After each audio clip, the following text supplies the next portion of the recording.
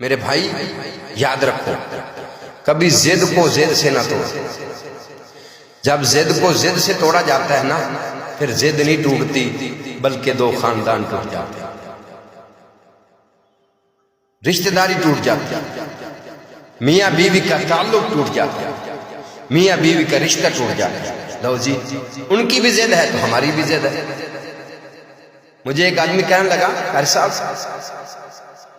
मेरा और मेरी बीवी का जो रिश्ता है ना वो टूटा भी नहीं है, हमारी बात भी होती है, लेकिन बस मेरी जो बीवी है वो मेके गई है। मैंने कहा कितना अरसा हो गया?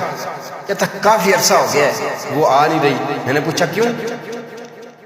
कहता वो गई थी, वहां जाके कहने लगी कि आप मुझे लेने के लिए आओ। मैं कहता हूं तुम आ जाओ, तुम्हारा घर है। वो कहती है नहीं, तुम मुझे